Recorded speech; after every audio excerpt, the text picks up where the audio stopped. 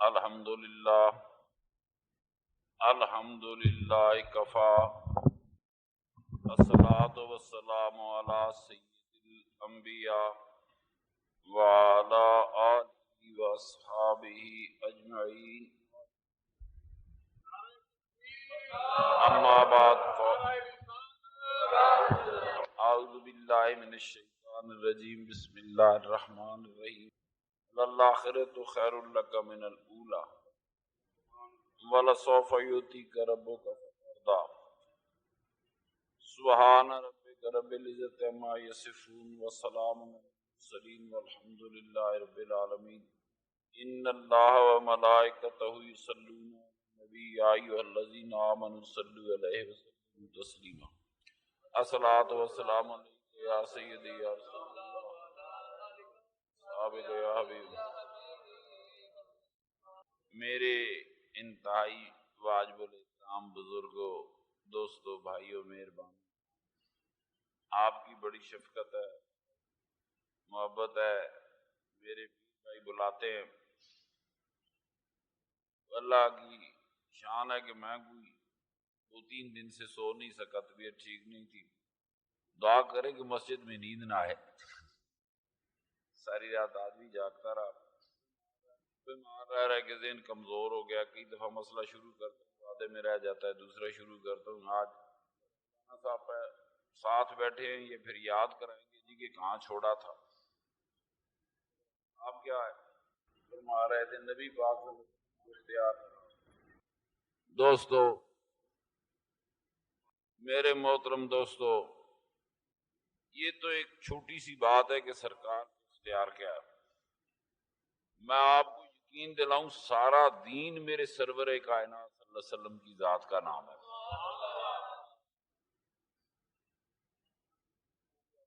جس چیز کو میرے آقا نے پسند کیا وہ دین ہے، جسے میرے آقا نے پسند کیا وہ دین نہیں ہے۔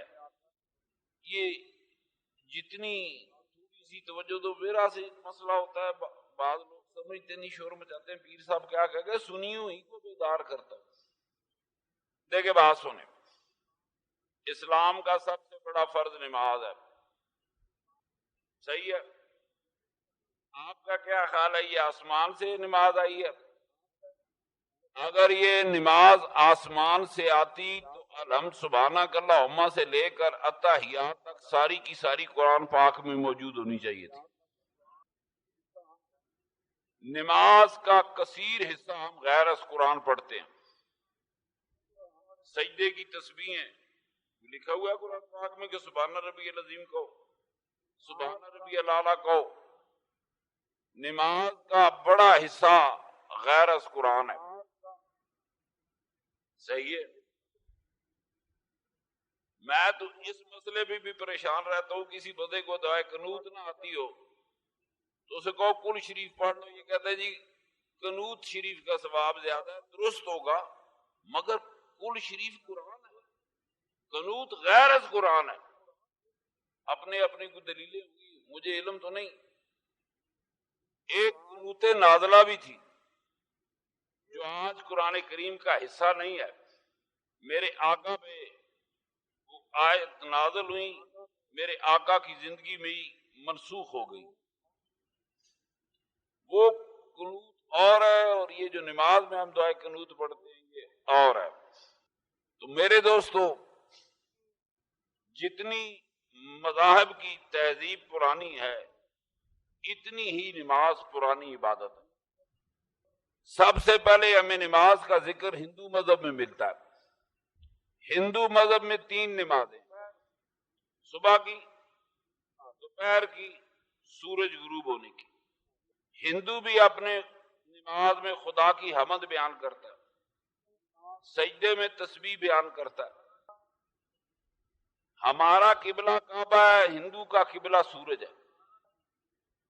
ہم سارے بندے نماز پڑھتے ہیں، ہندوؤں میں صرف برہمن نماز پڑھتا ہے، کیونکہ انہوں نے شعبے بانٹے ہوئے ہیں۔ برہمن نماز پڑھے گا، کشتری لڑے گا، ویش کاشتکاری کرے گا، شودر خدمت کرے گا، اسی طرح ان کے، تو وہ ان کی مذہبی فرائض سارے کے سارے صرف برہمن سر انجام دیتے ہیں۔ اب دیکھیں ہم تو نہیں نا مانتے کہ یہ خدا کی طرف سے مذہب آیا، ان کا نماز پڑھنا عجیب ہے کہ نہیں؟ اللہ کے ان کے پاس 35 نام ہیں، کتنے؟ 35 نام ہے اللہ کے۔ وحدہ لا شریک رب، اللہ جسے ہم کہتے ہیں اسے ہندو وشنو کہتے ہیں، باقی جیسے بھگوان ہو گیا دوسرے کو اسی طرح نام ہے، جیسے رام ہو گیا بھگوان ہو گیا، ہم رحیم کہتے ہیں، رحمان کہتے ہیں، حی و قیوم کہتے ہیں۔ ہندو مذہب اور اسلام میں کم از کم 3-4 ہزار سال کا فاصلہ ہے، پہلے آیا۔ یہ عیسیٰ علیہ السلام سے بھی پہلے کا مذہب، موسیٰ علیہ السلام سے بھی پہلے کا مذہب ہے، شاید ابراہیم علیہ السلام کے دور کو یا اس سے بھی پہلے کا۔ نماز وہاں بھی ہے، نماز وہاں بھی ہے۔ اب رہ گئے باقی مذہب۔ ایک مذہب وہ تھا جو آگ کی پرستش کرتے تھے، زرتشت کہتے تھے، یہ بھی آج سے 3,500 سال پہلے کی 3,000 سال پہلے کی کہانی ہے۔ یہ بھی کہیں موسیٰ علیہ السلام کے زمانے کا مذہب ہے۔ یہ وہ واحد مذہب ہے جو دین ابراہیمی، ابراہیم علیہ السلام کے خاندان سے جو مذہب باہر ہے، میں ان کی ذکر کر رہا ہوں۔ زرتشت بھی ایک خدا کو مانتا تھا، جنت دوزخ کو مانتا تھا، قیامت کو مانتا تھا، حساب کتاب کو مانتا تھا۔ آگ کی پرستش کیوں کی؟ وہ خدا کی صفت کی پرستش کرتے تھے۔ اس ساری کائنات میں آگ جل رہی ہے، یہ زمین، یہ سورج کی آگ جل رہی ہے کہ نہیں جل رہی؟ ہر ستارے میں آگ جل رہی ہے۔ انہوں نے خدا کی کسی صفت کی عبادت کی۔ آج یہ مذہب ختم ہوتا جا رہا ہے، عبادت وہ بھی کرتے تھے۔ اب ابراہیم علیہ السلام کی اولاد میں سے جو دین آئے، تو کوئی نبی بے نماز تو ہو نہیں سکتا۔ تو نماز ابراہیم علیہ السلام میں اور حضور میں بھی ہزاروں سال کا ڈیفرنس ہے، فرق ہے۔ تو میرے محترم دوستو، اگر باقی نبی بھی نماز پڑھتے رہے، کہیں نہ کہیں نماز موجود تھی نا۔ نماز زمینی حقیقت تھی، طریقے علیحدہ ہو سکتے ہیں، نماز زمینی حقیقت ہے۔ میرے آقا معراج پہ گئے، معراج پہ بعد میں گئے، انبیاء کو نماز پہلے پڑھائی، زمین پر پڑھائی۔ نماز زمینی حقیقت ہے۔ بات یہ تھی، میرے آقا کے غلام ابو ذر غفاری فرماتے ہیں، یا رسول اللہ صلی اللہ علیہ وسلم، آپ پر ایمان لانے سے بعد حدیث میں 3 سال آتا ہے، 1.5 سال بعد 10 سال آتا ہے، 10 سال پہلے میں نے نمازیں شروع کر لی تھی۔ اب عربوں کی تہذیب میں نماز موجود تھی تو ابو ذر غفاری، اور یہ جھوٹ بولنے والا صحابی نہیں ہے، بڑے تقوی والا صحابی، غیر معمولی صحابی تھا، جھوٹ بول بھی نہیں سکتا، سرور کائنات سے بات کر رہا ہے۔ یا رسول اللہ صلی اللہ علیہ وسلم، میں نے آپ پر ایمان لانے سے 10 سال پہلے نمازیں شروع کر لی تھی۔ اس کا مطلب عربوں کی تہذیب میں بھی نماز موجود تھی۔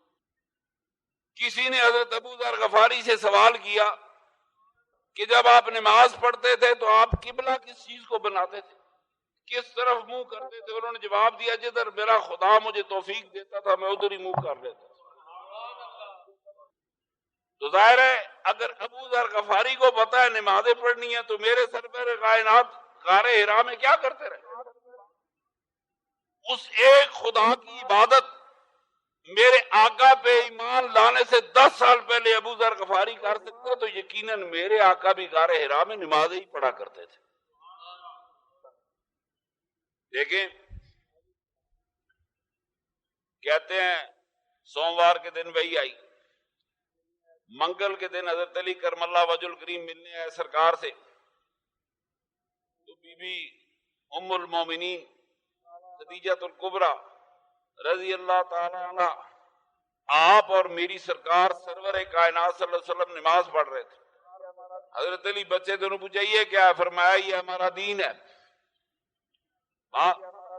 وہی کیا؟ اقرا بسم ربک الذی خلق، یہ وہی ساری کی ساری کہ انسان کو ہم نے ایسے پیدا کیا جس تو اللہ کے نام سے پڑھنا شروع کر، پھر انسان کی تخلیق کا حوالہ ہے۔ ان آیتوں میں جو پہلی وحی میرے آقا پہ نازل ہوئی، اس میں نماز کا کوئی ذکر نہیں ہے۔ جب اللہ نے حکم ہی نہیں دیا تو پھر بھی سرکار نماز تو پڑھ رہے تھے۔ تھوڑا سا نیند آپ کو تھوڑی آنی چاہیے، مجھے زیادہ آنی چاہیے، میرے جگراتے بہت ہیں۔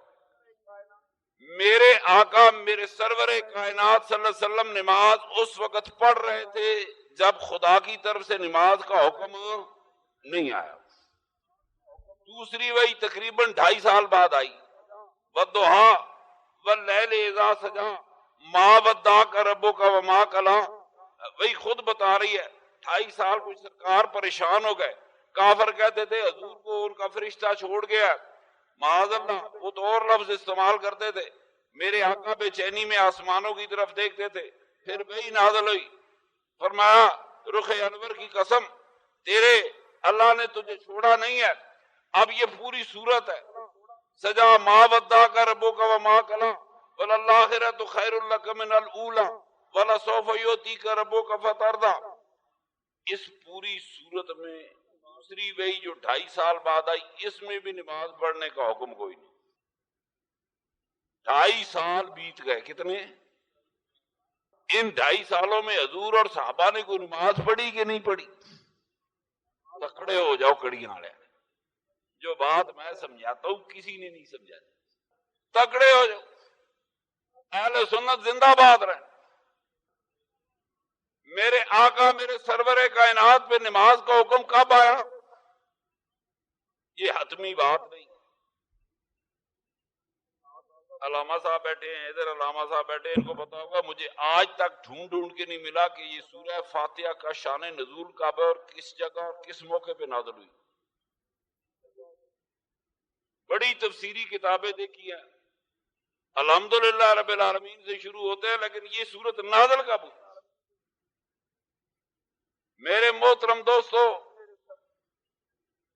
نماز میرے سرور کائنات کو پہلے سے پتا تھا۔ جاہل عرب کعبے کو بیت اللہ کہتے تھے، کعبے کو بیت اللہ کہتے تھے، اللہ کے نام کا حج کرتے تھے۔ میری بات غور سے سنیں، حضور کے والد کا نام عبداللہ ہے، جاہل عربوں کو اللہ کا پتا اور میرے رسول کو نہیں پتا تھا۔ میرے آقا یقیناً جانتے تھے۔ نماز میرے آقا کی محبوب عبادت ہے، فرمایا نماز میری آنکھوں کی ٹھنڈک ہے۔ جو چیز میرے آقا کو پیاری ہوئی، جو چیز میرے آقا کو محبوب ہوئی، اللہ تعالیٰ نے وہی چیز فرض کر دی۔ نماز فرض آسمانوں پہ ہوئی، موجود زمینوں پہ تھی۔ روزہ، مکے کے لوگ اتنے بھی کافر نہیں تھے جتنے لوگوں نے کافر بنا دیے ہیں۔ آدھا اسلام عربوں کی تہذیب ہے۔ مکے کے لوگ 10 محرم کا روزہ رکھا کرتے، اسی طرح مدینے والے بھی رکھتے تھے۔ کیوں روزہ رکھتے تھے؟ اس لیے روزہ رکھتے تھے کہ 10 محرم کو موسیٰ علیہ السلام کی قوم کو فرعون سے نجات ملی، فرعون غرق ہوا، موسیٰ علیہ السلام کامیاب ہوئے۔ اب دیکھیے مکے کے لوگ، ان کو جو مرضی کہہ لو، وہ موسیٰ علیہ السلام کی یاد مناتے تھے، وہ ابراہیم علیہ السلام کی یاد مناتے تھے، اسماعیل علیہ السلام کی یاد مناتے تھے۔ کفر کہانی کہاں ہے؟ کفر کہانی تب شروع ہوگی جب انہوں نے میرے سرور کائنات کا انکار کیا، اس سے پہلے کفر کہانی کیسے کھڑی ہوگی؟ میرے رب کریم نے قرآن پاک میں فرمایا کہ ہم کسی امت کو اس وقت عذاب نہیں دیتے جب تک ہم اپنا رسول مقرر نہ کر لیں۔ حجاز کی سرزمین پر ابراہیم علیہ السلام کے بعد کوئی رسول نہیں آیا۔ کمال ذہن تھے، کتابیں نہیں تھیں، پڑھنا لکھنا نہیں جانتے تھے، لیکن صدیوں تک انہوں نے ابراہیم علیہ السلام کے دین کو اپنے سینے سے لگائے رکھا جتنا ان کو آتا تھا۔ یہ روزہ میرے سرور کائنات صلی اللہ علیہ وسلم نے فرمایا جو آدمی 10ویں محرم کا روزہ رکھے گا اس کے 1 سال کے اگلے اور 1 سال کے پچھلے گناہ معاف ہو جائے گا۔ آپ مدینہ منورہ یہ ترمذی شریف سے آئی، مدینہ منورہ تشریف لائے، مسلم شریف، آپ نے مدینے والے بھی روزہ رکھتے تھے 10 محرم کا. پوچھا کیوں رکھتے ہو؟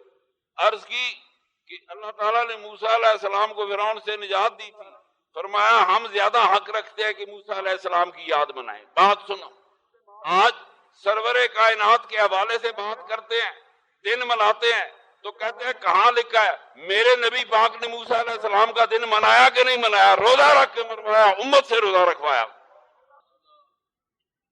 موسیٰ علیہ السلام کا دن منائیں جائز، ابراہیم علیہ السلام کا دن منائیں جائز، اسماعیل علیہ السلام کا دن منائیں جائز. اپنے نبی کی باری آئے تو دن منائے تو کہتے ہیں بدعت. مزہ آ گیا. آپ مجھے بتائیں اس بندے کا عقیدہ یہودیوں والا عقیدہ ہو سکتا ہے، کوئی اور عقیدہ ہو سکتا ہے؟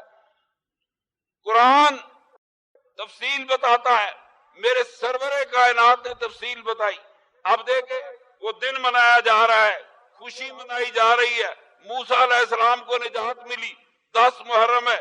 میرے آقا نے فرمایا مدینے والا تم ایک روزہ رکھتے ہو، ہم 2 روزے رکھیں. حکم دیا روزہ رکھو. نیند آ گئی ہے؟ خدا کی رحمت ہوتی ہے. سنو میری بات، قرآن میں حکم ہے روزہ رکھو. میرے دوستو، میں اگر اس جلسے میں کہوں دوستو ٹوپی پہن، توجہ کرو، اگر تو آپ جانتے ہیں ٹوپی کیا ہے اور آپ کے پاس ہے آپ پہن لیں گے. اگر آپ میں سے ساری زندگی کسی نے ٹوپی دیکھی نہیں، میں کہوں ٹوپی پہن لو تو وہ پہلا سوال کرے گا پیر جی ٹوپی کیا ہوتی ہے؟ کرے گا کہ نہیں؟ اور توجہ دو، وہ کہے گا ٹوپی کیا ہوتی ہے میں پہن لوں. کسی کو بوشٹ پہن لے، اس نے ساری زندگی نہیں دیکھی، وہ کہے گا پیر جی بتاؤ تو صحیح بوشٹ کیا ہوتی ہے میں پہن لوں. اللہ فرماتا ہے نماز پڑھو. میرے دوست اور صحابہ پوچھے اللہ کریم نماز کیا ہے؟ یہ سوال ہوا ہی نہیں، پتا تھا نماز کیا ہے، وہ نماز پڑھ رہے تھے. میری بات سنو، جو جانتا ہے، جو پہلے سے جانتا ہے، اس کو صرف حکم دیا گیا. جانتے لوگ پہلے سے تھے، ٹھیک ہے نا؟ نہیں جانتے تو پوچھتے اللہ کریم روزہ کیا ہے، اللہ کریم نماز کیا ہے، صلات کیا ہے. میری بات غور سے سنیں.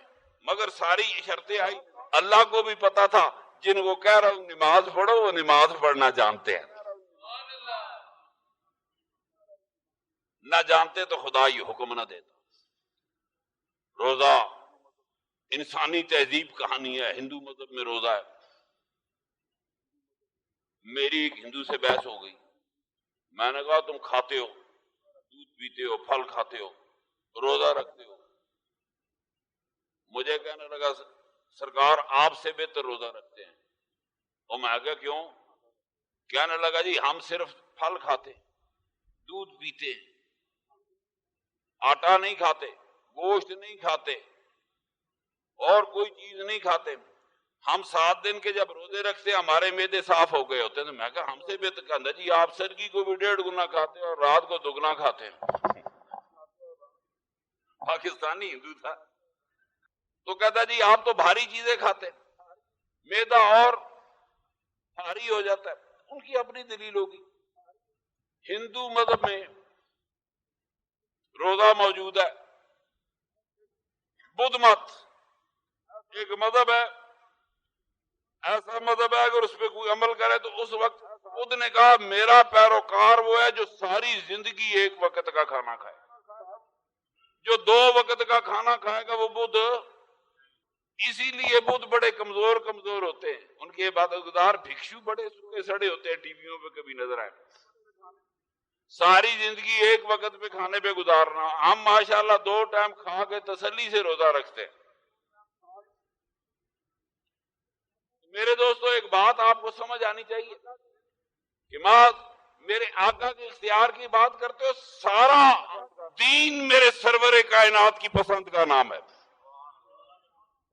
میرے آقا نے روزہ پسند فرمایا، روزے فرض ہو گئے. میرے آقا نے نماز پسند فرمائی، نماز فرض ہو گئی. میرے دوستو جس طرح یہ ساری چیزیں میرے آقا نے تقریباً 14 یا 15 سال قبلہ اول کی طرف منہ کر کے نماز پڑھی، بیت المقدس کی طرف۔ آپ حیران ہوں گے 15 سال میرے آقا اور صحابہ بیت المقدس کی طرف منہ کر کے نماز پڑھتے رہے، مگر خدا کا حکم کوئی نہیں تھا۔ خدا کا حکم 15 سال قبلے کا حکم کوئی نہیں۔ میرے سرور کائنات نے وہ اہل کتاب کے قبلے کو قبلہ قرار دیا، ان کی اپنی مرضی تھی۔ اللہ نے حکم کمال، میرے آقا نے 4 یا 5 عمرے کیے۔ میرے آقا نے عمرے اس وقت کیے جب حج فرض ہوا ہی نہیں تھا، حج کا حکم آیا ہی نہیں تھا، میرے آقا نے اس سے پہلے عمرے کیے۔ اور پتہ ہے میرا آقا تو صاحب شریعت ہے، میرا آقا شریعت کا مالک ہے۔ میرے دوستو، پہلا قبلہ بھی میرے آقا نے مرضی سے چنا، دوسرا قبلہ میرے آقا نے، اللہ نے قرآن میں کہیں نہیں فرمایا کہ اے میرے نبی تم بیت المقدس سے منہ موڑو، کعبے کی طرف منہ کر لو۔ فرمایا قبلہ ترداہا، جدھر تو منہ کرے گا وہ قبلہ ہو جائے گا، جدھر جانا ہے ادھر منہ کر لے۔ قبلہ ترداہا وہی قبلہ ہے جسے تو پسند کرے، جدھر چاہے منہ موڑ لے۔ میرے سرور کائنات نے مکے کی طرف منہ کر لیا، کعبے کی طرف منہ پھیر لیا۔ قبلہ بھی اس کا ہے، کعبہ بھی اس کا ہے، نماز بھی اس کی ہے، روزہ بھی اس کا ہے۔ میری بات غور بھی ہے، میرے سرور کائنات کی چیز ہے، سرور کائنات کی میراث ہے۔ حج آپ تو بتا رہے تھے، نماز۔ میرے آقا کے پاس ایک شخص آیا، کہنے لگے یا رسول اللہ مسلمان تو امام احمد بن حنبل کی حدیث ہے، آپ جو سعودیہ سے کتابیں چھپ رہی ہیں ان میں یہ حدیثیں نکال رہے ہیں، کرنے تو چھانٹیاں حدیث میں کر لیں گے، قرآن میں چھانٹی تو نہیں کر سکتے، جائیں گے کدھر؟ یہ دیکھیں ان کی بددیانتی ہے۔ جو شخص میرے نبی پاک کی حدیث کی کتابوں میں تھے حدیثیں غائب کر کے شائع کر رہے تو وہ بددیانت ہیں کہ نہیں؟ گستاخ تو ہیں یا بددیانت بھی ہیں۔ میرے آقا سے ایک آدمی کہتا ہے یا رسول اللہ ایمان تو لاتا ہوں مگر میری ایک شرط ہے۔ فرمایا کیا شرط ہے؟ عرض کی یا رسول اللہ میں صرف 2 نمازیں پڑھ سکتا ہوں، 5 نہیں پڑھ سکتا۔ چلو ایک روڑا بھی کٹیے۔ میرے آقا نے فرمایا یہ نہیں کہا کہ نماز تو خدا نے فرض کی ہے، کم کرے زیادہ کرے اس کا حکم ہے، تو مجھے کیوں کہہ رہا ہے؟ میں تھوڑا نماز فرض کرنے والا ہوں۔ لیکن میرے آقا تبلیغی جماعت کے نہیں تھے، اس جماعت کے ساتھ میرے سرور کائنات کا کوئی رشتہ نہیں۔ آپ نے یہ نہیں فرمایا میں کون ہوتا ہوں نمازیں کم کرنے والا، کون ہوتا ہوں نمازیں بڑھانے والا۔ سنا میری بات؟ میرے سرور کائنات نے دیکھا، اس نے فرمایا کتنی پڑھ سکتا ہے؟ کہتا ہے 2 پڑھ سکتا ہوں۔ کہ لا ہاتھ تیری، میں 2 پہ بیعت کرتا ہوں۔ روزے کا تو یہ سنا ہی چکے آپ۔ میرے دوستو یہ اختیار مصطفیٰ کی بات ہے، حج ہے، حج فرض ہوا۔ صحابہ عرض کرتے ہیں یا رسول اللہ زندگی میں ایک بار حج کرنا ہے یا ہر سال حج کرنا ہے؟ میرے آقا نے فرمایا ایک بار کرنا ہے، فرض ایک بار ہے، اور ساتھ ہی فرمایا بار بار مت پوچھا کرو، میں ہاں کہہ دوں تو ہر سال حج فرض ہو جائے گا۔ ہوتا کوئی صحابی تبلیغی جماعت والا، جماعت اسلامی والا، کہتے ہیں آپ کون ہیں فرض کرنے والے؟ یا رسول اللہ فرض تو خدا کرتا ہے۔ میری بات آج سنو، میرا مصطفیٰ فرما رہا ہے تم بار بار نہ پوچھو، میں ہاں کہہ دوں ہر سال حج فرض ہو جائے گا۔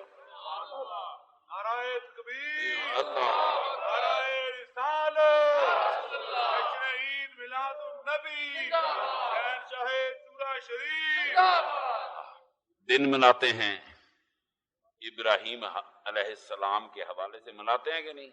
عید مناتے ہیں، صفا مروہ کی سعی کرتے ہیں، بی بی ہاجرہ کی یاد میں کرتے ہیں، قربانی اسماعیل علیہ السلام کی یاد میں دیتے ہیں۔ یہ ساری یادگاریں اسلام میں ہیں۔ اپنے نبی پاک کے حوالے سے بھی کوئی یادگار موجود ہے؟ اگر ہم مسلمان ہیں سرور کائنات کے ماننے والے ہیں. کیوں جی میں ٹھیک کہہ رہا ہوں غلط کہہ رہا ہوں؟ توجہ فرمائیں. کعبے میں پاؤں لگا ہوا ہے ابراہیم علیہ السلام کا. کہتے ہیں جی اللہ کے حکم سے یہ پتھر ان کے پاؤں کے نیچے پگھل گیا. ابراہیم علیہ السلام کے پاؤں کے نیچے پتھر پگھل گیا, میرے سرور کائنات کے پاؤں کے نیچے کیوں نہیں پگھلا؟ کیا میرے نبی کا درجہ ابراہیم علیہ السلام سے بلند نہیں ہے؟ مقام ابراہیم وہاں ہے. میرے دوستو,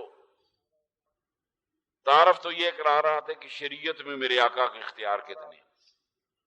میرا آقا صاحب شریعت ہے, جسے پسند کرے وہ شریعت ہے, جسے انکار کر دے وہ باطل ہے. کہانی ختم. سارے کا سارا اختیار میرے کملی والے. دیکھیں اگر حدیث معراج کو مانتے ہیں کہ نہیں, سرکار گئے کہ نہیں, 50 سے 5 نمازیں ہوئی کہ نہیں. موسیٰ علیہ السلام نے فرمایا سرکار یہ آپ کی امت 5 نمازیں نہیں پڑھ سکتی. کیڈا غیب دان رسول سی. سچ فرمایا سی کہ نہیں؟ یہ 5 نمازوں کے قابل بھی نہیں ہے. سرکار پھر جائیے. میرے آقا نے فرمایا مجھے حیا آتی ہے, اگر میرے آقا ایک پھیرا اور لگاتے اور نماز ساری ختم ہو گئی ہوتی پھر کیا ہوتا؟ نہ مسجدیں ہوتی, نہ ممبر ہوتے, نہ جمعے ہوتے, نہ کوئی اجتماع ہوتے. میری بات سنو, قربان جاؤں, میرے سرکار ایک پھیرا لگا دیتا, ایک پھیرا دنیا میں ہر کوئی ہوتا, نہ کوئی مقرر ہوتا, نہ تبلیغ کرنے والا ہوتا, نہ مسجدیں ہوتی, نہ اذانیں ہوتی. میرے سرور کائنات نے اسی لیے پھیرا نہیں لگایا کہ مسجدیں آباد رہے, اذانیں آباد رہیں, دین بتانے والے آباد رہیں. ورنہ سرکار ٹر جاندے یہ پنجوی کوئی نہیں سی, یہ پنجوی پھیرا ہی لانا سی. اللہ پاک آپ کو ایک تھوڑی سی یہ کرتے ہیں, میں سمجھانے کے لیے کرتا ہوں. یہاں آ کے جماعت اسلامی والے سٹیکر لگا جاتے ہیں شریعت خدا کی, کبھی لکھ جاتے ہیں حکومت خدا کی, کبھی. سنو میرے دوستو, شریعت اللہ اور اللہ کے رسول دونوں کی, یہ چیزیں زمینی حقیقتیں ہیں. میرے آقا میرے سرور کائنات اور ان کے صحابہ جس طرح عربوں کا رواج تھا, پہلے استنجا پتھروں سے کیا کرتے تھے. ایک صحابی نے پانی سے استنجا کر لیا. میرے آقا کی بارگاہ میں شکایت ہوئی کہ فلاں بندے نے پانی جیسی مقدس چیز استنجے میں استعمال کر لیا. میرے آقا نے غور فرمایا تم بھی استنجا کر لو. میرے محترم دوستو, مجھے نہیں پتا, ادھر بھی عالم بیٹھے ہیں ادھر بھی عالم بیٹھے ہیں, میں تو فقیر ہوں اور میں نے پڑھا نہیں کہ قرآن میں کہیں استنجا کرنے کا حکم آیا ہو. ہے جی کدھر ہے؟ آپ بتاؤ کس کی شریعت ہے؟ خدا کی شریعت میں وضو ہے, استنجا مصطفیٰ کی شریعت ہے. اگر تو استنجا نہ کرے, تو اپنے آپ کو پاک نہ کرے تو کیا وضو ہو جائے گا؟ اللہ قسم, میرے سرور کائنات کو اگر دین میں سے باہر نکال دے, اسلام کا دین مکمل ہی نہیں ہو سکتا, قابل عمل ہی نہیں ہے. یہ مثال کہ وضو یہ اسی طرح ترتیب پاتا رہا. اذان میرے آقا کے ایک صحابی کا خواب ہے. میرے سرور کائنات کے ایک صحابی کا خواب ہے. روز مجھ سے یہ مسئلہ لوگ پوچھتے ہیں, یہ سنی اذان کے ساتھ درود کیوں پڑھتے ہیں؟ ان کو درود شریف سے کافی تکلیف ہوتی ہے. جس کو تکلیف ہو اتنا زیادہ پڑھا کرے. آپ مجھے بتائیں اذان افضل ہے کہ درود افضل ہے؟ پھر بتائیں. کتنی نمازیں ہیں جو اذانوں کے بغیر ہوتی ہیں؟ عید کی نماز, جنازے کی نماز, ابھی گنتے جائیں, بڑی نمازیں ہیں جو اذان کے بغیر ہوتی ہے. مگر میرے آقا سرور کائنات کی امت میں کوئی ایسی نماز نہیں جو درود کے بغیر ہو سکے. صحابی کا خواب اور ہے, درود تو وہ ہے جو میرے سرور کائنات کے لب مبارک سے نکلا ہے. میرے سرور کائنات کا حکم اور ہے, صحابی کا خواب اور ہے. صحابی کا خواب کبھی سرور کائنات کے حکم کا درجہ نہیں رکھ سکتا. ہم افضل عبادت کرتے. میرے دوستو, اگر کسی بندے کو یہ تکلیف ہو, بدعتیں تو سارے ہی کرتے ہیں, بدعتیں اب میں بھی بیتی کار میں بیٹھا، یہاں آ گیا، جمعہ ہے، تقریر کر رہا ہوں، تیسرا خطبہ دے رہا ہوں، یہ بھی بدعت۔ سنت تو 2 خطبے ہیں، سب مسجدوں میں چل رہا ہے، نمازوں کے ٹائم مقرر کر لیے، خاص ٹائم مقرر کر 2:30 بجے جمعہ ہوگا، 4 بجے اثر ہوگی۔ میری بات، میں کار پہ بیٹھا، کافروں کی بنائی ہوئی شہر، اللہ کی بنائی سواری پہ آتا تو کم سے کم 5 دن پہلے چلتا، 5 دن پہلے نکلتا۔ چھوٹی چھوٹی بات ہوتی ہے نا کہ یہ بدعت، اللہ پاک معافی دے۔ میرے دوستو، جس دین میں درود پڑھنا بدعت ہو جائے اس شخص کا ایمان کبھی سلامت رہ نہیں سکتا۔ میری بات غور سے سنو، آج جس منہ سے نکلے کہ یہ درود پڑھنا بدعت ہے، یاد رکھو اس شخص کے سینے سے اللہ نے ایمان کھینچ لیا۔ زبان دراز ہے،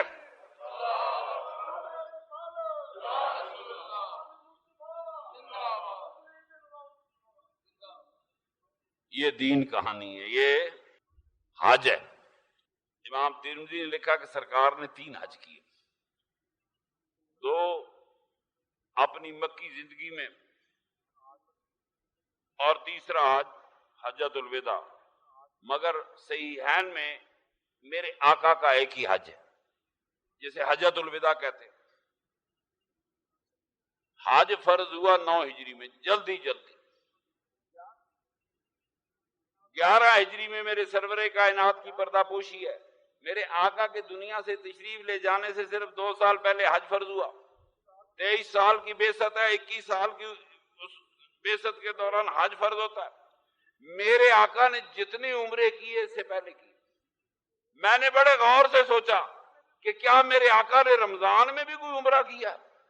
یہ حدیث ضرور موجود ہے کہ جس نے رمضان میں عمرہ کیا گویا میرے ساتھ حج کیا، مگر میں یہ سوچتا ہوں کہ میرے آقا وہ بات کیسے فرما سکتے ہیں جس پر انہوں نے خود عمل نہ کیا ہو۔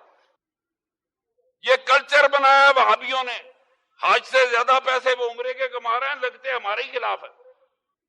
یہ کلچر بنا، یہ 20-30 سال کی کہانی ہے۔ پہلے کب اتنے عمرے ہوتے تھے؟ پہلے 1300 سال، یہ حدیث یاد نہیں تھی۔ میرے آقا کا ایک حجرہ حدیبیہ کے بعد عمرہ قضا ہے، جنگ حنین کے بعد کا عمرہ ہے، ایک عمرہ حج کا اور ایک اور ہے۔ میں نے بڑے غور سے ساری کتابوں کو چھانا، تو جب اللہ کا حکم ہی نہیں تھا تو میرے آقا کس حکم سے عمرہ کر رہے تھے؟ صحابہ کس کے حکم سے احرام باندھ رہے تھے؟ صحابہ کس کے حکم سے قربانیاں دے رہے تھے؟ مجھے ایک لمحے کو بتائیں، میرے نبی کریم کے زمانے میں عمرے میں بھی قربانیاں دی جاتی تھی۔ صحیح بخاری میں حدیث آئی کہ یہ صفا مروہ، فرمایا یہ مروہ جو ہے یہ قربان گاہ ہے۔ میں ڈھونڈنے لگ گیا کہ قربان گاہ تو مینا ہے، یہ ذکر کیسے آ گیا؟ تفصیل میں گئے تو پتہ چلا عمرے میں جو قربانی دی جاتی تھی مروہ میں دی جاتی تھی، اور حج کی قربانی جو ہے وہ مینا میں دی جاتی تھی۔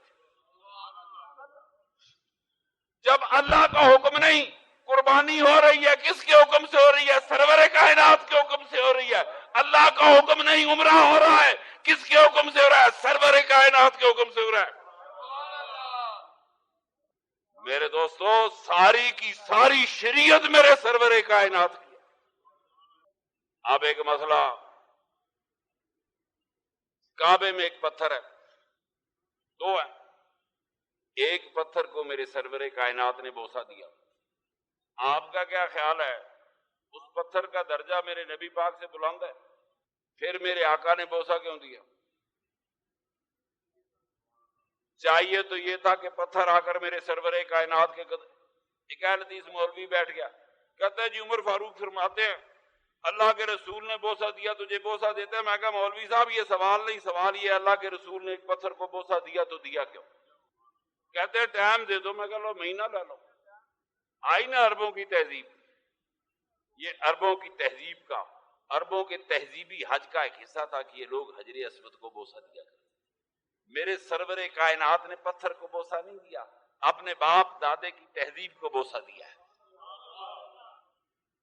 دیکھیں، میرا آقا دنیا میں آیا، باپ موجود نہیں تھے، والد موجود نہیں تھے، 5 سال کی والدہ چلی گئی، دنیا پتہ نہیں کیا سوچتی ہوگی، میرا کملی والا پتہ نہیں کیا سوچتا ہوگا، اس پتھر کے سامنے کھڑا ہو کر سوچ نہیں رہا ہوگا کہ اس پتھر کو عبداللہ نے بوسہ دیا ہوگا، سیدہ آمنہ نے بوسہ دیا ہوگا، میرے دادا نے، وہ تو کسی ہونٹوں کی لمس کو ترس رہا تھا، کسی پیار کو ترس رہا تھا۔ یہ پتھر کہانی نہیں، یہ محبت کہانی ہے۔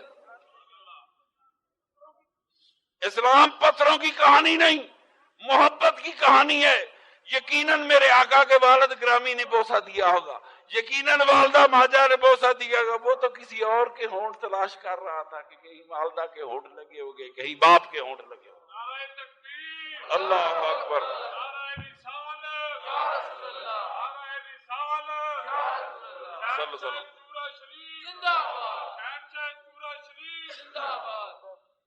میرے محترم دوستو، دین میں نے کہا نا، میں تو بڈھا ہو گیا ہوں، بات بھول جاتا ہوں۔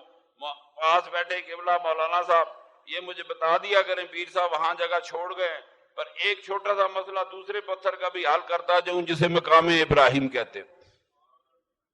یہ ابراہیم علیہ السلام کے پاؤں کا نشان ہے۔ ہم اس کے سامنے خدا کو سجدہ کرتے ہیں۔ کیا کرتے ہیں؟ آپ حیران ہوں گے، اسلام سے پہلے مکے کے کافر اس مقام پر سجدہ نہیں کیا کرتے تھے۔ مکے کے کافر مقام ابراہیم کے سامنے سجدہ نہیں کیا، یہ تلبیہ وہی پڑھتے تھے، لبیک اللہم لبیک لا شریک لک لبیک۔ جو قوم کعبے کے سامنے کھڑے ہو کر کہے لا شریک لک لبیک، خدا تیرا کوئی شریک نہیں، وہ پھر بھی کافر تھے۔ بتوں کی کہانی تو پھر شروع کرتے ہیں۔ میری بات سنیں، یہ تلبیہ میں تبدیلی نہیں ہوئی۔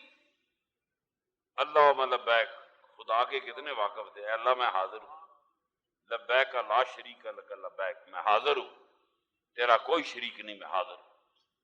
مگر مقام ابراہیم کے سامنے سجدہ، یہ حضرت عمر فاروق نے حضور سے خصوصی دعا فرمائی کہ آپ اللہ سے دعا کریں کہ مقام ابراہیم سجدہ گاہ بن جائے، تو حضرت عمر فاروق کی خواہش پر یہ اوپر سے حکم آیا۔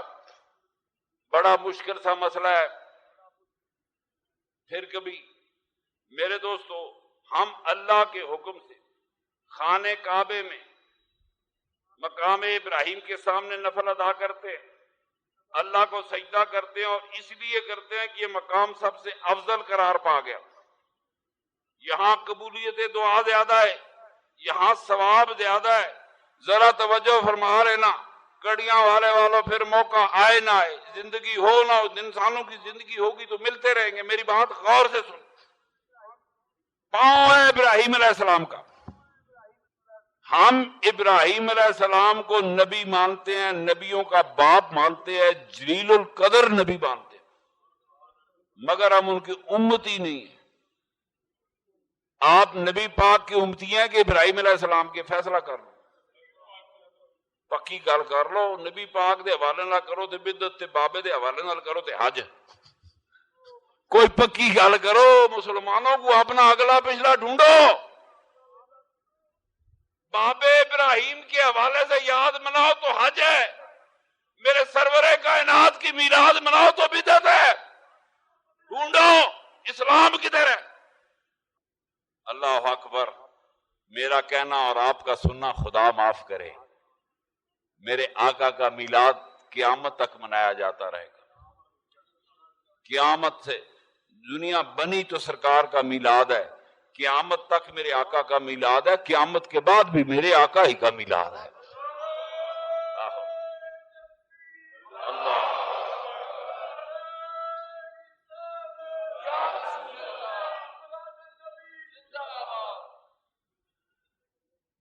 بڑے بڑے تکڑے بندے کھڑے ہیں،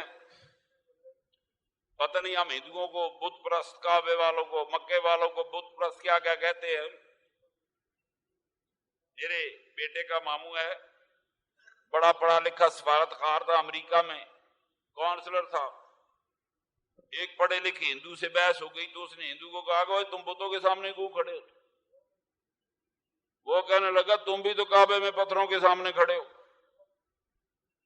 شریف آدمی تھا، اس نے کہا جی ہم تو اللہ کے حکم سے کھڑے ہیں. ہندو ہنس پڑا, کہتا ہے ہم بھی تو بھگوان کے حکم سے کھڑے ہوتے ہیں. یہ مذہبی کہانیاں کھلتے کھلتے کھلتی ہیں. پاؤں ابراہیم علیہ السلام کا ہے, مقام ابراہیم مصلی بن گیا مومنوں کے لیے. جاؤ اس کے سامنے سجدہ کرو, سجدہ خدا کو کرو, یہ مقبول ترین جگہ ہے کعبے کی. توجہ فرماؤ, ہم ابراہیم علیہ السلام کی امتی. ابراہیم علیہ السلام کا پیر بھی موجود, پیر تو نہیں ہے نا, فوٹو ہے, نشان ہے, مقدس صحیح نشان ہے. پتھر پگھل گیا. سنیں میری بات, ابراہیم علیہ السلام موجود نہیں, ان کے پیر کا نشان ہے, اس کے سامنے ہم سجدہ کرتے ہیں, اس کا نام توحید ہے. ٹھیک ہے کہ نہیں؟ اس پتھر کے سامنے جب خدا کو سجدہ کرتے ہیں تو توحید ہے کہ نہیں؟ ہاں. ابراہیم علیہ السلام نہیں موجود, پاؤں نہیں موجود, ان کے پتھر پہ پڑے ہوئے پیر کے نشان کے سامنے سجدہ کریں تو توحید ہے. سنو, میرا سرور کائنات جسم اطہر کے ساتھ اپنے قدمین مبارک کے ساتھ روضہ اطہر میں موجود ہے. سرور کائنات کے پاؤں کے سامنے سجدہ کرنا تو دودھ بھی آتا ہے, کھڑے ہو جاؤ تو کہتے شرک ہے. آپ مجھے بتاؤ اس بندے کا کیا تعلق ہے میرے نبی پاک کے دین کے ساتھ؟ کیوں جی؟ ابراہیم علیہ السلام کا قدم زیادہ برکت والا ہے کہ میرے آقا کا؟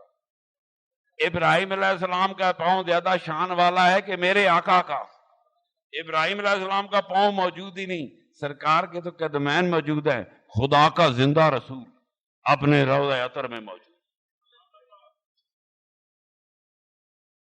کمال کر دی مسلمانوں. بابا ابراہیم تو یہودیوں کا بھی بابا ہے, عیسائیوں کا بھی بابا ہے. دنیا کا ہر یہودی اپنے آپ کو ابراہیم علیہ السلام کی نسل کہتا ہے. شکر کرو ساڑھے مقام ابراہیم کو وہ سچا نہیں سمجھتے. اگر ان کو پکا پتا ہوتا کہ واقعی ساڑھے بابے دا پیر ہو نا, کعبے دے دعویٰ کر دینا. اے شکر کرو انہاں اصلی نہیں منیا, ورنہ دعویٰ کرتے. وہ اپنے آپ کو اولاد ابراہیم کہتے ہیں. 2000 نبی آیا اولاد ابراہیم. میرے دوستو, بابا تو سب کا بابا ہے. یہودی بھی بابے کو مانتا ہے, عیسائی بھی بابے کو مانتا ہے, ہر مذہب جو بابے کے بعد ہے سارے نبی بابے کی اولاد, سب بابے کو مانتے ہیں. میری بات غور سے سنیں. تو بابے کے قدم مبارک کے سامنے تو سجدہ کرے توحید, سرور کائنات کے روضہ اطہر کے سامنے کھڑا ہو جائے تو شرک. کیوں جی میں ٹھیک کہہ رہا ہوں؟ اے اسلام ہے کہ عیسائیت ہے, یہودیت ہے, کی ہے؟ مجھے کوئی دسو تو صحیح, مجھے پلیز بتائیں یہ اسلام کدھر ہے؟ سنی گھبراتے ہیں کہ ہم سرکار کے روضے کے آگے کھڑے. خدا کی قسم, وہ جو حجرہ تھا نا ام المومنین کا, 2 حجرے اسلام میں دنیا میں وہ درجہ رکھتے ہیں جو درجہ شاید عرش معلیٰ سے نیچے کسی جنت کا بھی نہیں ہو سکتا. ایک حجرہ ہے سیدہ آمنہ کا, میرے آقا کی والدہ کا, اور دوسرا حجرہ ہے ام المومنین کا. یہ 2 حجروں کی کہانی ہے, عظمتوں کی کہانی ہے. ایک حجرہ وہ ہے جس میں ہر نبی آیا, سارے نبی آئے. بی آمنہ کو مبارکباد دینے. میں پورے یقین کہہ سکتا ہوں اولاد ابراہیم میں اسماعیل علیہ السلام کے علاوہ کوئی نبی کعبے کے طواف کو نہیں آیا. یہ بھی بڑا رولا ہے نا. دیکھو میں تو فقیر ہوں, ہم بات مان لیتے ہیں, مولوی ڈاڈے بھی ہوتے ہیں. یقین کیجئے کتابوں سے یہ بھی ثابت نہیں ہوتا کہ بابے خود بھی حج کیتا ہے. کوئی حج کی دعا اور حج کرنا. اگر بابا اگر حج کرتا تو صفا مروہ کرتا. بیوی تو آپ چھوڑ گیا تھے, بیوی بابا خود چھوڑ گیا تھا, بیوی کے قدموں پہ بابے نے دوڑ لگانی تھی. حج یہ تو شعبہ ہی علیحدہ ہے نا. مگر کوئی نبی اس کے بعد حج کرنے, ورنہ عیسیٰ علیہ السلام کی شریعت میں حج ہوتا, موسیٰ علیہ السلام کی شریعت میں حج ہوتا, دنیا کا ہر یہودی حج کرنے آتا, دنیا کا ہر عیسائی حج کرنے آتا کہ ساڑھے بابے ابراہیم کا اللہ سے وعدہ ہو گیا. میری بات غور سے سنتے جائے. کعبے میں تو نبی نہیں آئے, کیڈی شان والا ہے, کہاں آئے؟ ایک کچا حجرہ تھا، ایک کچا حجرہ تھا، اس حجرے میں خدا کا ایک ایک رسول آیا، مبارک دینے آئے۔ یہ الگ بات ہے رسولوں کو پتہ کیسے چلے۔ میرے آقا سے 570 برس پہلے عیسیٰ علیہ السلام دنیا سے جا چکے تھے، 6.25 صدیاں ہو گئی۔ موسیٰ علیہ السلام اور میرے آقا کے درمیان 1,500 سال کا فاصلہ ہے۔ بلکہ یہودیوں کی میں کتاب پڑھ رہا تھا، وہ کہتے ہیں کہ جب یہودی صحرائے سینا سے نکلے تو اسے 5,500 سال ہو چکے۔ میری بات توجہ سے سنیں، یہ ہزاروں سال کے فاصلے ہیں، ہزاروں سال کے گیپ ہیں۔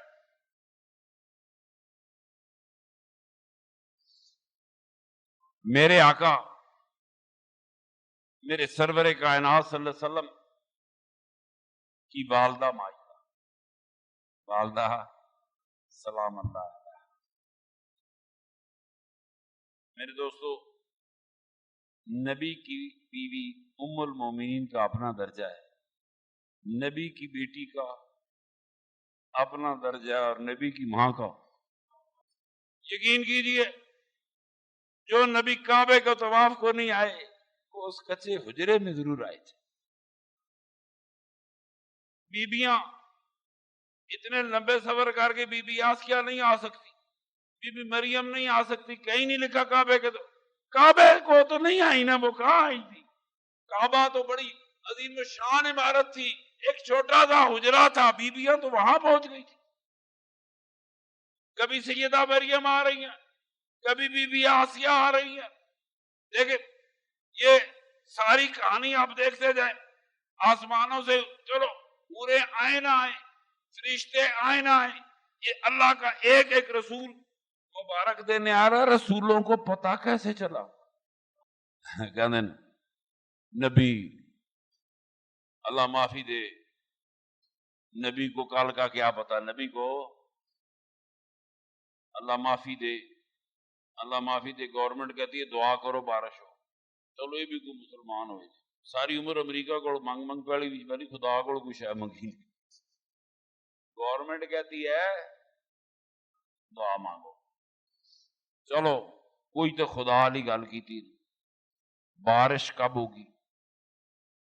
قرآن میں لکھا ہے یہ غیب کا علم خدا کے پاس ہے۔ آج جو دنیا کے سارے ٹی وی بارش ہونے کی خبریں دیتے ہیں تو یہ مرتاد ہوئے کہ نہیں؟ مرتاد ہوئے کہ نہیں؟ دنیا میں طوفان اٹھتے ہیں پہلے بتا دیتے ہیں، فلانا آ رہا ہے، اتنی سپیڈ پہ آ رہا ہے، فلانا آ رہا ہے۔ ابھی زلزلوں کی پیشن کوئی نہیں کر سکتے، طوفانوں کی کر لیتے ہیں۔ یہ تو علم خدا کے پاس نہیں تھا، کہتے کون کون سا بزرگ؟ سنو میری بات دوستو، حجرہ ہے سیدہ آمنہ کا، معراج کے دن ہے نا مسئلے۔ تو شریعت تو میرے سرور کائنات کی ایک پسند کا نام ہے، شریعت بھی میرے آقا سے اونچی نہیں ہو سکتی، دنیا کا کوئی عمل میرے آقا سے اونچا نہیں ہو سکتا، کوئی کعبہ میرے آقا سے اونچا نہیں ہو سکتا، کوئی جنت میرے آقا سے اونچی نہیں ہو سکتی۔ عرش معلیٰ کے علاوہ خدا کی قسم دوسرا درجہ سیدہ عائشہ کے حجرے کا ہے۔ کمال ہے، کہتے ہیں بی بی کو عزت نہیں دی، اسلام نے بی بی کو یہ کیا، بدبختہ جو بی بی کو عزت مل گئی۔ میرے آقا نے جنتیں دیکھی ہوئی تھی، چاہتے تو آسمانوں پہ چلے جاتے عیسیٰ علیہ السلام کی طرح، پر میرے سرور کائنات نے دیکھنے کے باوجود سیدہ عائشہ کے حجرے کو پسند فرمایا۔ وہ میں پیار سے کہا کرتا ہوں، چھڑی پگڑی سنت نہیں، مرنا بھی تو سنت ہے، غسل کرنا بھی تو سنت ہے، کفن پہننا بھی تو سنت ہے، دفن ہونا بھی تو سنت ہے۔ اگر موت کی دہلیز پر وہ مومن کھڑا ہو کے پکارا یا رسول اللہ میں تیری سنت نبھانے چلا ہوں، آج یا رسول اللہ وقت آ گیا تیری آخری سنت نبھانے چلا ہوں، خدا کی قسم موت کا تو خوف کیا، مومن پہ میرے آقا کی محبت کا نشہ چھا جائے۔ اللہ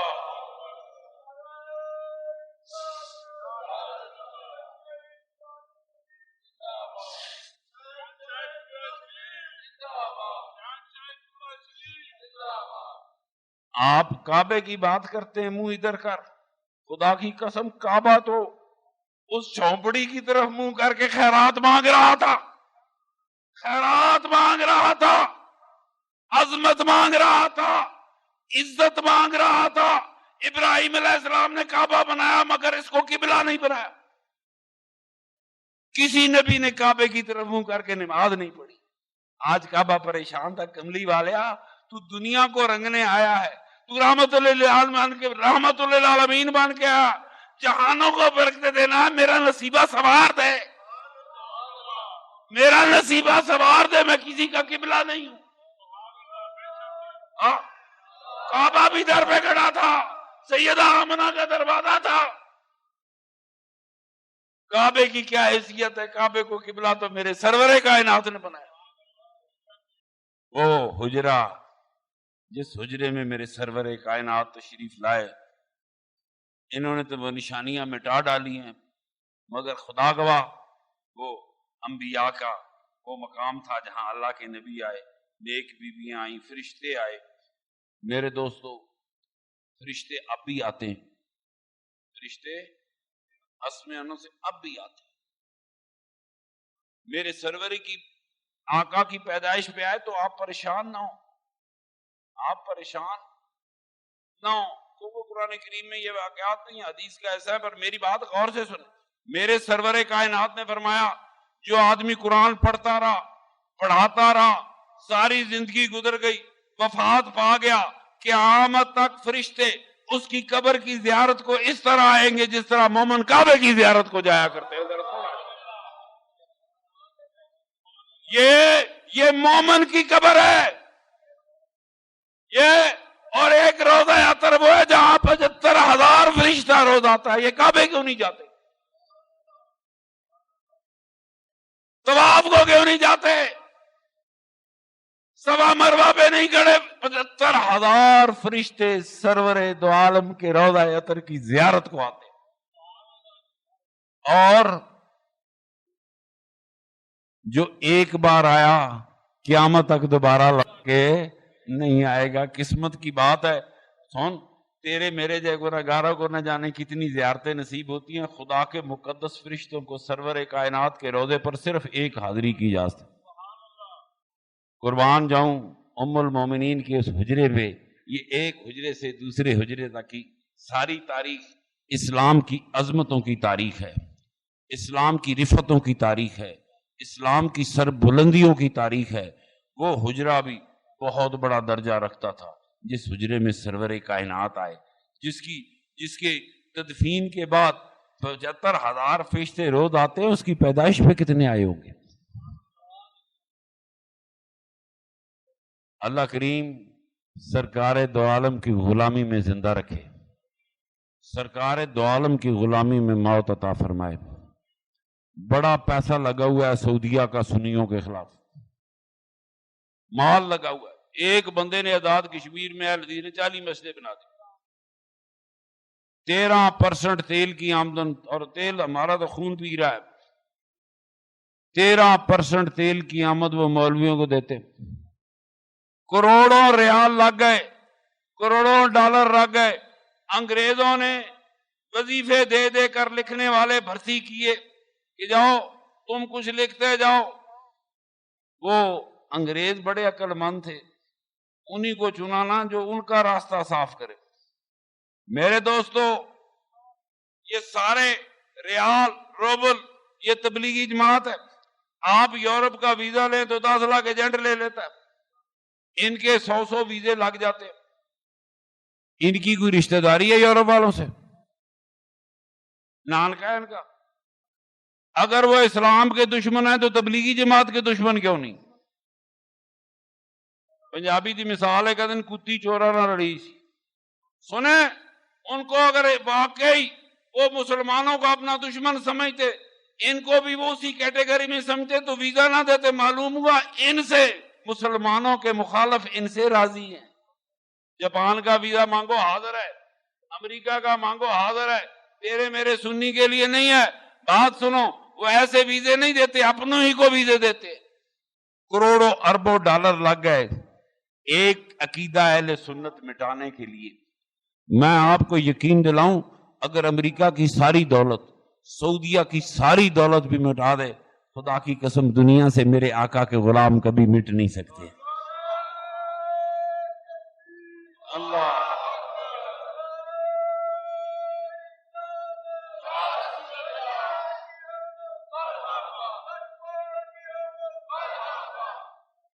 آپ کو اہل سنت ہونے پہ فخر ہے کہ نہیں؟ ہاتھ کھڑے کرے، اللہ پاک قبول کرے میرے رسول پاک کا صدقہ، اللہ قبول کرے ہم اہل سنت والجماعت ہیں، ہم سرور کائنات کے غلام، ایک نہیں لاکھ مسجدیں بناؤ، جب تک میرے سرور کائنات کے غلام زندہ ہیں میرے سرور کائنات کا میلاد ہوتا رہے گا۔ کوئی مار جائے، کوئی مار جائے، سنیوں کا باپ مار جائے، کہتے ہیں جی میرے پیو نو بخش سونا، پڑھ دن کلام، کہتے یار اللہ کریم اس کلام کا ثواب میرے نبی پاک سرور کائنات کو، سب سے آخر میں باپ کا نام لیتے ہیں اور پہلے میرے غم کا مقام ہو تب بھی یاد میرے آقا سرور کائنات کی، خوشی کا مقام ہو، عید ہو، میلاد النبی ہو، جمعے کو عید کہتے ہیں، یہ جمعہ بنیا کس طرح؟ میرے آقا کا میلاد مناتے۔ میرے دوستو اس سے بڑا خدا کا احسان کیا ہو سکتا ہے؟ کیا قرآن بڑی دولت ہے کہ میرا سرور کائنات بڑی دولت ہے؟ آج کار عطا کی بات، قرآن تو میرے سرور کائنات پر نازل ہوا، قرآن مخلوق ہے، خالق نہیں ہے۔ بڑے بحثیں ہوئی معتزلہ کی کہ اس کے الفاظ حادث ہیں، قدیم ہیں، چھوڑو ان بحثوں کو، قرآن اٹھا لیا جائے گا، میری طرف غور سے سن، قرآن کے لفظ مٹ جائیں گے، کعبہ گرا دیا جائے گا، قیامت آ جائے گی، چاند ستارے ٹوٹ پھوٹ جائیں گے، پوری کائنات اڑ جائے گی، ایک چیز باقی رہے گی، سیدہ عائشہ کا حجرہ باقی رہے گا۔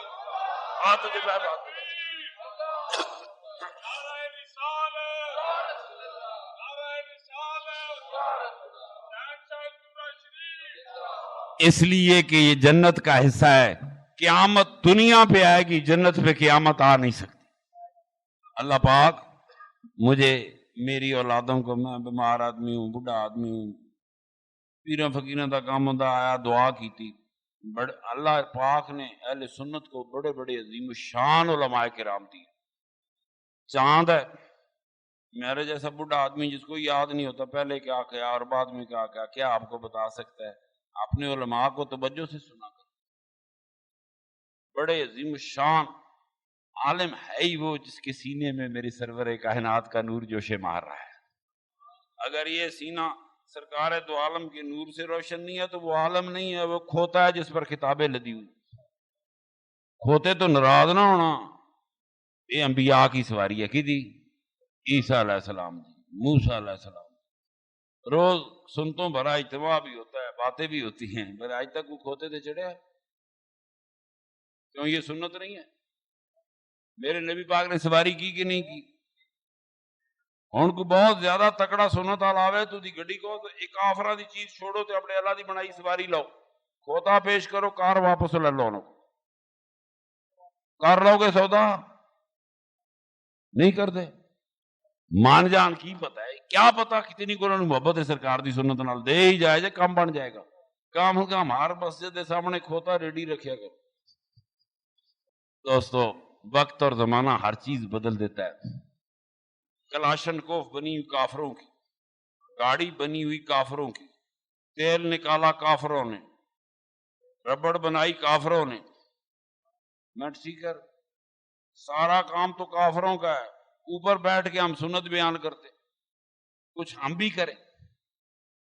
اللہ کریم آپ کو سمجھدار بنائے، اللہ کریم یقین کرو تسی لکھ واری کو سرکار دی سنت ہے، سرکار ہے جیپ تو اترو، لینڈ کروزر تو اترو، خدا دی بنے، چلو کھوتا نہیں گھوڑا ہی دے دیو، انبیاء کی سواری اٹھ دے دیو، چلو کدے کا مذاق سمجھ، تینوں سواریاں پیش کرے سرکار جڑی پسند ہے لے جاؤ تے کافراں دے مال دے تھو کرو تے سڑ جاؤ. سڑ جان گے تھو کر کے کلیجے نال لا کے لے جائے گا. ان بچوں کافراں دا مال چنگا لگتا ہے. اللہ پاک مسلمانوں کو عقل مند ہونے کی توفیق عطا فرمائے اور ہمیں ہماری آنے والی نسلوں کو کیا، کیونکہ یہ بڑی سازش ہے، بڑی سازش ہے. مسلمان کو جب بھی دھوکہ دیا گیا خدا کے نام پہ دیا گیا، دھوکہ دیا گیا توحید کے نام پہ دھوکہ دیا گیا. کبھی زندگی رہی بھائی مصطفیٰ جب جائے گا نا امریکہ پھر آیا تو پھر چلو جمعہ نہ صحیح کہیں بیٹھ کے نا پھر اس پہ بھی بات کریں گے. اللہ کریم میرے تمام بزرگوں کو، تمام دوستوں کو، تمام بھائیوں کو جو یہاں بیٹھے ہوئی ہیں، میرے آقا کے میلاد کا صدقہ، سیدہ آمنہ کی اس حجرے کا صدقہ، سیدہ عائشہ کے حجرے کا صدقہ، اس پوری مسجد میں اگر ایک بھی بد نصیب ہے تو اللہ پاک اسے خوش نصیب بنا دے، خوشبخت بنا دے. لوح محفوظ پہ خوشبخت اور خوش نصیب لکھ دے. وما علینا الا البلاغ.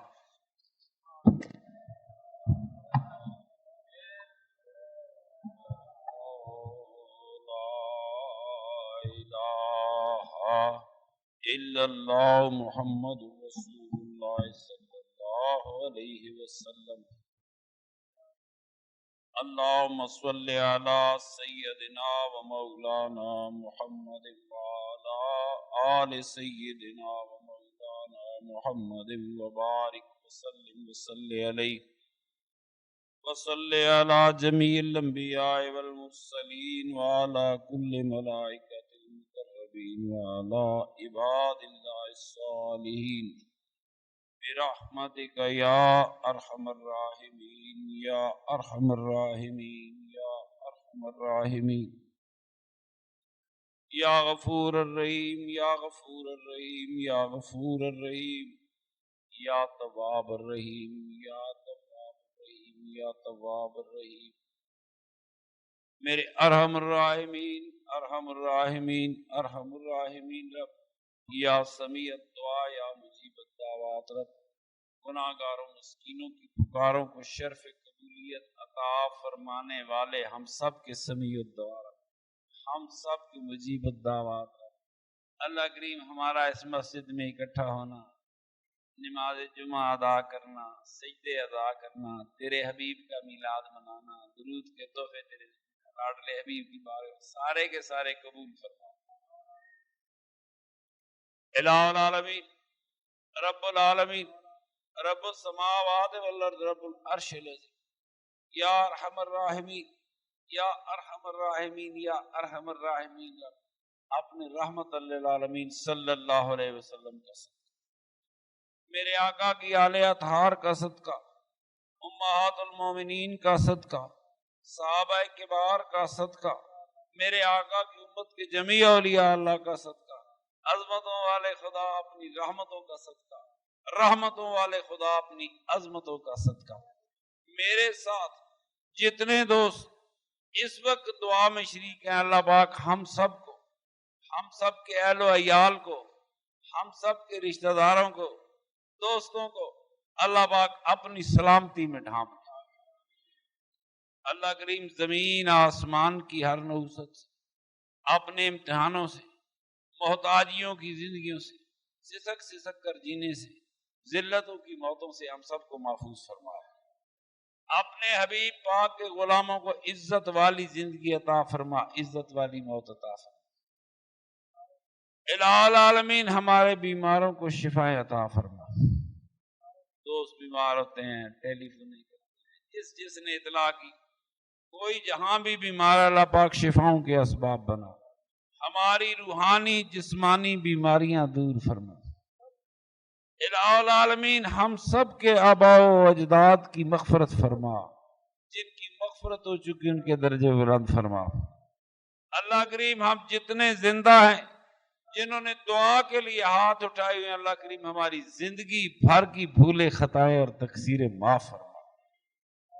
الہ العالمین اپنے گھر پہ، اپنے حبیب کے پاک در پہ، حرم رسول صلی اللہ علیہ وسلم، اللہ پاک ہم سب کو مقبول حاضریوں کی توفیق عطا فرما. الہ العالمین جن دوستوں کے رزقوں میں کمی ان کے رزقوں میں وسعت عطا فرما، جو قرضوں میں جکڑے انہیں قرضوں سے نجات عطا فرما، میرے اللہ پاک سب کی قلبی پریشانیاں دور فرما، ہم سب کی دین دنیا کی ہر مشکل حل فرما، ہم میں سے جو بے اولاد ہیں انہیں اولاد کی دولت سے نواز، خوش نصیب اولاد کی دولت سے نواز۔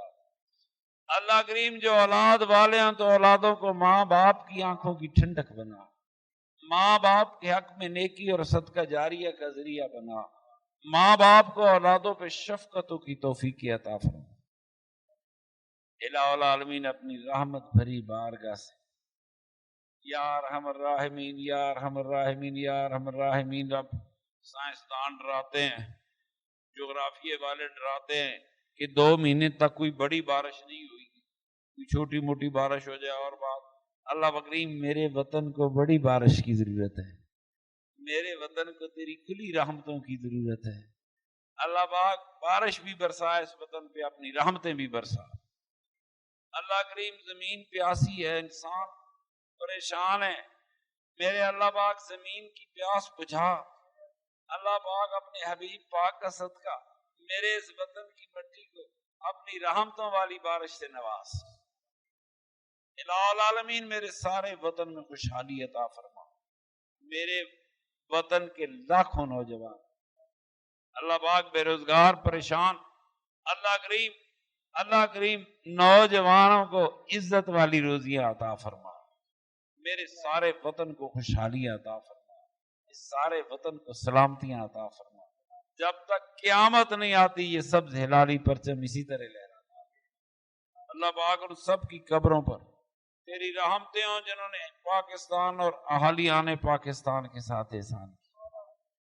وصلی اللہ تعالی علی خیر خلقی و نور عرشہ محمد و آلہ و صحابہ و عطرتہ و احبائہ اجمعین برحمتک یا ارحم الراحمین یا ارحم الراحمین۔